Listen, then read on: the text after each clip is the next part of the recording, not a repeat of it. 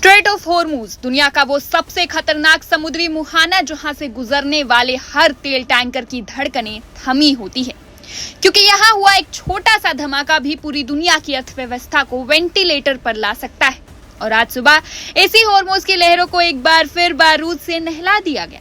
Oman के तट से महज 60 मील दूर स्ट्रेट ऑफ हॉर्मूज के ठीक मुहाने पर एक विशालकाय तेल टैंकर पर ऐसा खौफनाक हमला हुआ कि जहाज का स्टील का ढांचा पानी की सतह के पास से फट गया। क्रू की जान तो बच गई, लेकिन हॉर्मूज का नीला पानी अब तेल के काले रिसाव से सड़ रहा है। यह हमला कोई इत्तेफाक नहीं है। हॉर्मूज के इसी रास्ते पर पिछले 3 महीनों के भीतर 38वीं बार इस खूनी खेल को दोहराया गया है। अब सवाल उठता है, यह हमला किया किसने? समंदर की गहराई से रिमोट वाली बोट आई थी, या ईरान की वो खतरनाक लिम्पिट माइंस जिसने इस जहाज का सीना चीर दिया? दावेदार कोई नहीं है, लेकिन शक की सुई सीधे ईरान के रेवोल्यूशनरी गार्ड्स पर टिकी है।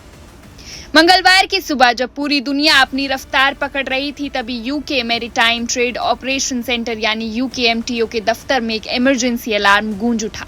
चेतावनी नंबर जारी होती है 06226। तभी उस प्रभावित तेल टैंकर के कप्तान का एक संदेश आता है। कप्तान की आवाज में घबराहट थी, लेकिन होश कायम थी।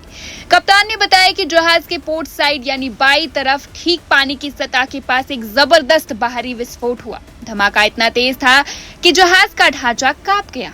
गनीमत ये रही कि जहाज पर मौजूद क्रू का हर एक सदस्य सुरक्षित है और जहाज डूबा नहीं है, वो अब भी तैर रहा है। लेकिन नुकसान बड़ा हो चुका है। जहाज से कच्चा तेल यानी ईंधन लगातार रिस कर समुद्र में फैल रहा है, जो एक बड़े पर्यावरण संकट का भी इशारा है। शुरुआती जांच और संकेतों ने एक बात तो साफ कर दी है कि ये जहाज के अंदर की कोई तकनीकी खराबी या शॉर्ट सर्किट नहीं था। ये सीधे एक सोची समझी साजिश और बाहरी हमला था। लेकिन कहानी में ट्विस्ट यही से शुरू होता है। अब तक किसी भी आतंकी संगठन, किसी भी देश या किसी विद्रोही गुट ने इस हमले की जिम्मेदारी नहीं ली। सन्नाटा है। लेकिन ये सन्नाटा बेहद खतरनाक है, क्योंकि पिछले 3 महीनों में इसी समुद्री इलाके में जो कुछ भी हुआ, उसे देखते हुए कोई भी इसे सामान्य हादसा मानने को तैयार नहीं। आपको जानकर हैरानी होगी कि फरवरी के आखिर से लेकर अब तक यानी पिछले 90 दिनों में इस इलाके में वाणिज्यिक जहाजों पर यानी कि कमर्शियल शिप्स पर होने वाला ये 38वां हमला है। 3 महीने में 38 हमले, यानी समंदर के इस रास्ते पर एक अघोषित युद्ध छिड़ा हुआ है। लेकिन ये विस्फोट हुआ कैसे? जब जिम्मेदारी किसी ने ली ही नहीं, कोई वीडियो सामने आया ही नहीं, तो सच पता कैसे चलेगा?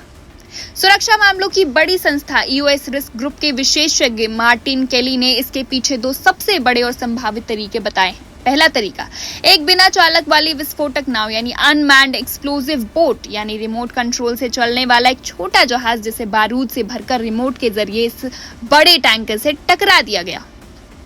दूसरा तरीका, लिम्पिट माइन। ये एक ऐसा चिपकने वाला बम होता है जिसे गोताखोर यानी कि डाइवर्स जो है या छोटी नावों के सहारे चुपके से जहाज के निचले हिस्से यानी सतह पर चिपका दिया जाता है और दूर जाकर रिमोट से उड़ा दिया जाता है।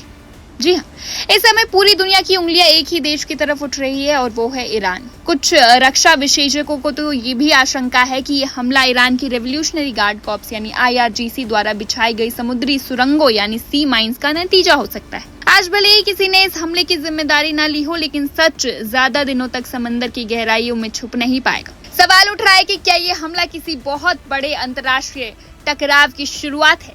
क्या इस बारूद की चिंगारी से दुनिया के तेल बाजार में आग लगने वाली है? और सबसे बड़ा सवाल, अगर अगला हमला किसी और बड़े जहाज पर हुआ, तो क्या दुनिया एक नए युद्ध को झेलने के लिए तैयार रहेगी? फिलहाल इस खबर में बस इतना ही। देश और दुनिया की तमाम बड़ी खबरों के लिए देखते रहिए one India Hindi. Subscribe to One India and never miss an update. Download the One India app now.